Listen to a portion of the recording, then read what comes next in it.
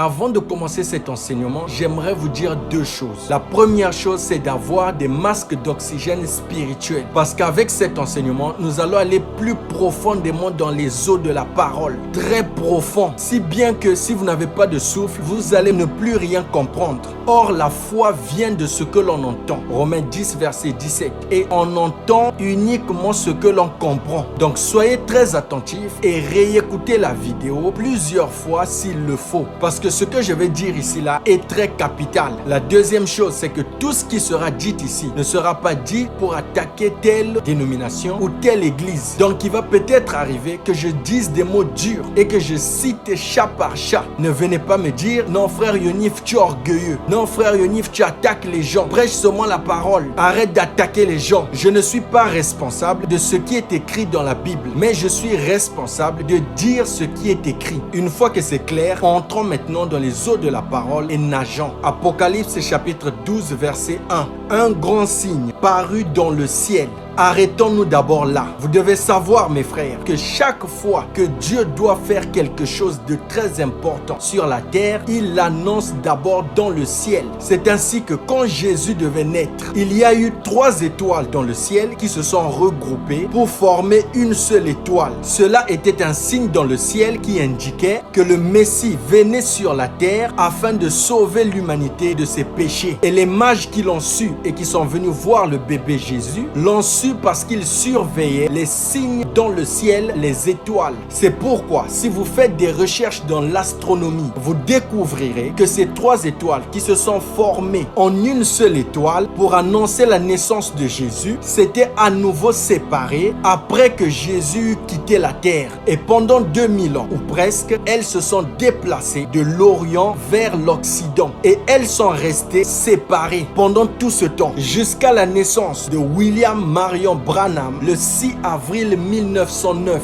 Ces étoiles se sont à nouveau croisées pour former une seule étoile comme au temps de Jésus. Pourquoi? Parce que Dieu s'apprêtait à faire quelque chose de très important sur la terre en envoyant un grand don à l'humanité, un prophète authentique qui devait venir avec l'ainsi dit le Seigneur comme les prophètes du temps de la Bible et apporter un message à l'épouse de Christ pour qu'elle soit prête pour l'enlèvement. Alléluia. C'est pourquoi lorsque frère Branham est mort, cette étoile s'est à nouveau séparée pour former 3 étoiles parce que Dieu avait retiré son don sur la terre. Consultez l'astronomie en rapport avec les étoiles et vous verrez. Il y a aussi dans la Bible, lorsque Dieu dans l'Ancien Testament devait juger Israël pour ses péchés, il a arrêté la pluie et la rosée pendant 3 ans et demi. Mais remarquez qu'avant de le faire, il a d'abord annoncé dans le ciel. Le ciel était devenu un ciel d'airain et l'airain dans la Bible symbolise le jugement. Donc comprenez bien que Dieu, avant de faire quelque chose sur la terre de très important, il l'annonce d'abord dans le ciel. C'est pourquoi ici, la Bible commence par nous dire un grand signe parut dans le ciel. Avançons. Une femme enveloppée du soleil. Arrêtons-nous ici encore un moment pour signifier que dans la Bible, une seule écriture peut avoir 2 ou 3 interprétations, voire même plus. C'est pourquoi par exemple il est écrit dans Osée 11 verset 1, j'ai appelé mon fils hors d'Égypte. Et bien sur le plan naturel, cela concernait Israël qui était esclave en Égypte et Dieu le sortit de là par Moïse. Mais cela concerne aussi le bébé Jésus. Lorsqu'il était poursuivi par Hérode pour être tué, Joseph et Marie, sous l'instruction de l'ange du Seigneur, ont fui avec le bébé Jésus en Égypte. Et quand Hérode est mort, alors ils sont revenus en Israël. Et en quittant l'Égypte pour Israël, cela accomplissait aussi cette écriture de Osée 11 verset 1. Cela concerne aussi l'épouse de Christ qui était dans le monde, dans les dénominations. C'était l'Égypte pour elle. Elle était liée, esclave des enseignements théologiques et dogmatiques qui ne pouvaient pas l'emmener à la véritable nouvelle naissance et la préparer à l'enlèvement. Mais quand Jésus a envoyé son prophète en ce temps de la fin avec la révélation complète de la parole, alors elle a quitté ses dénominations et le monde pour venir en Christ la parole. Cette sortie du monde et des dénominations vers la parole est aussi l'accomplissement de Osée 11 verset 1. Donc dans la Bible, une écriture peut avoir 2,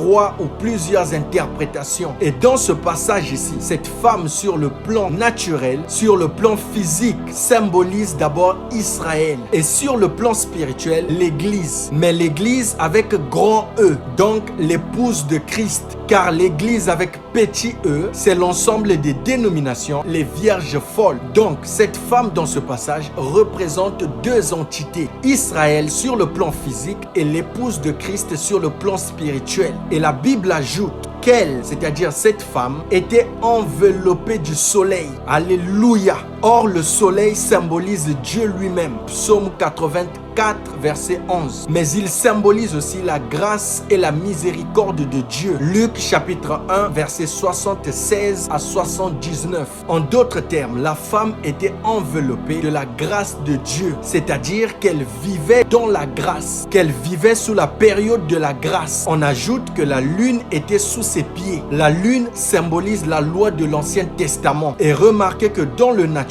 la lune est l'ombre du soleil. Elle ne fait que refléter la lumière du soleil lorsque le soleil n'est pas là. Quand le soleil paraît, la lune disparaît. C'est pourquoi la loi était l'ombre de la grâce. Elle reflétait la grâce au travers des hommes comme David, Abraham, Samson, etc. Et quand la grâce elle-même est apparue, alors la loi a cédé la place à la grâce. Colossiens chapitre 2, versets 16 à 17. Et donc pour imager ça, la Bible nous montre la lune sous les pieds de la femme et le soleil qui l'enveloppe.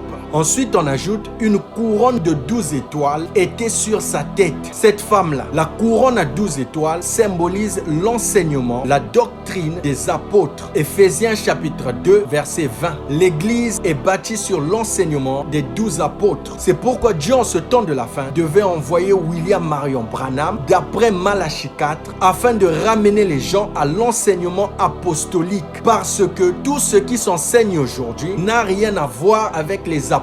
Si Paul ressuscite maintenant et allait prêcher dans ces églises, ils vont le chasser parce qu'il va tout détruire. L'enseignement sur la vente des eaux bénites, des huiles, du sel, des bougies, des anniversaires organisés aujourd'hui à l'honneur des pasteurs à guichet fermé, des chantres masculins qui se tressent, des chantres féminins qui se coupent les cheveux, le rap chrétien, tout ça, il va condamner ça. Il ne pourra pas le supporter. Alléluia. Avançons. Verset 2. Elle était enceinte et elle criait étant en travail et dans les douleurs de l'enfantement. Je reviendrai à ce verset-là. Pour le comprendre, il nous faut d'abord avancer. Verset 3. Un autre signe parut encore dans le ciel. Vous voyez, un autre signe apparaît encore dans le ciel juste après celui de la femme. Et la Bible dit, et voici, c'était un grand dragon rouge. Et au verset 4, la Bible ajoute que la queue de ce dragon entraînait le tiers des étoiles du ciel sur la terre. Mais qui est ce grand dragon rouge? Et qui sont ces étoiles qu'il a jetées par terre? Apocalypse chapitre 12, versets 7 à 9.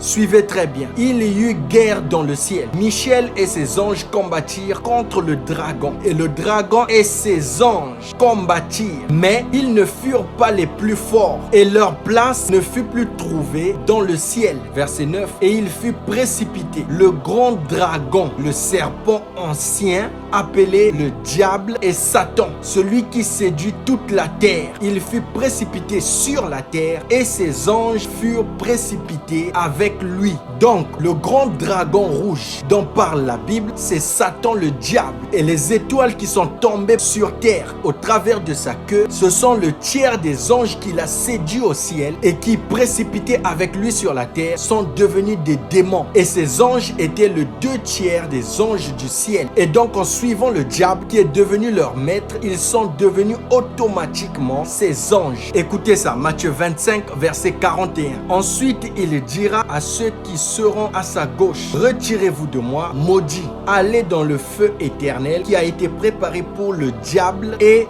pour ses anges. Dans 2 Pierre 2, verset 4, il est écrit, car si Dieu n'a pas épargné les anges qui ont péché, mais s'il les a précipités dans les abîmes de ténèbres et les réserve pour le jugement. Ça veut dire quoi? Ça veut dire que le diable, le grand dragon rouge, sait très bien, lui et ses anges, qu'ils sont condamnés au feu éternel. Ils savent très bien qu'ils sont condamnés au jugement. C'est pourquoi le seul travail qui leur reste, c'est d'emmener un maximum de personnes avec eux. C'est pourquoi il est dit au verset 9 de Satan qu'il est celui qui séduit toute la terre. Toute la terre. Pourquoi il les séduit? Afin qu'eux aussi soient condamnés comme eux ils sont condamnés. Ne jouez pas mes frères. Actuellement, Satan séduit toute la terre. La Bible ne dit pas qu'il bloque les mariages des gens, qu'il empêche les gens d'avoir des visas et de voyager, ou encore d'avoir du travail, le succès, la richesse, l'élévation. Non monsieur, ça c'est le Satan des églises de réveil et des églises protestantes. Le Satan dont la Bible parle ici là, il est séduit. Et séduire veut aussi dire dans le langage biblique mentir, c'est-à-dire faire passer le mensonge pour la vérité. La Bible dit qu'il l'a fait avec toute la terre. Et cette séduction dans le domaine laïque consiste à faire croire aux païens que Jésus est un mythe, qu'il n'y a pas de salut de l'âme. Ça n'existe pas puisque le péché d'après eux est un concept de religion pour dominer et piller le peuple. Il n'y a pas d'enfer, il n'y a pas de paradis, il n'y a pas de jugement. L'enfer et le paradis, c'est sur la terre. L'homme est maître de lui-même. Voilà ce qui les a vendus comme séduction. Dans le domaine religieux, il a fait croire à toutes les dénominations, ou du moins presque, protestantes, baptistes, évangéliques, pentecôtistes, églises de réveil, qu'ils sont déjà sauvés et nés de nouveau parce qu'ils ont répété la prière du salut à l'église ou dans leur chambre. Juste ça. Je reçois Jésus comme mon Seigneur et mon Sauveur personnel et je demande pardon pour mes péchés à Jésus. Je suis né de nouveau. Je suis sauvé. Je m'en vais au ciel. Chez d'autres, il faut quelques sensations charnelles comme pleurer, vomir, rouler par terre, crier, parler en langue et on leur dit force, force, dis tout ce qui te vient dans la bouche. Force seulement, tu vas voir, ça va sortir là. Dans l'enthousiasme, Brigaraba Gabara. Et ça crie là, ah ça y est, il a reçu le Saint-Esprit. Oh, c'est misérable. Et chez d'autres comme les catholiques ou les orthodoxes, il faut adhérer à l'église, avoir une carte de membre et accepter la doctrine de l'église en passant par la première communion, la deuxième, la troisième et la confirmation. Alors tu es né de nouveau, tu es sauvé. Alors qu'au fond, il n'y a rien, pas de nouvelle naissance. Leur cœur est aussi vide que les ruelles de Jérusalem un jour de sabbat. De bons païens ecclésiastiques, des païens avec la connaissance des Écritures, des païens qui lisent la Bible, des païens qui prient, des païens qui jeûnent, des païens qui réclament les promesses de Dieu contenues dans la Bible lorsqu'ils prient alors qu'ils ne sont même pas dans l'alliance. Voilà le travail de séduction que le diable a fait. Et là mes frères, il peut s'asseoir et se reposer tranquillement parce qu'il a réussi à faire croire aux gens qu'ils sont sauvés alors qu'ils ne le sont pas. C'est l'une des plus grandes armes de séduction du diable en ce temps de la fin. Revenons au verset 3 où nous étions.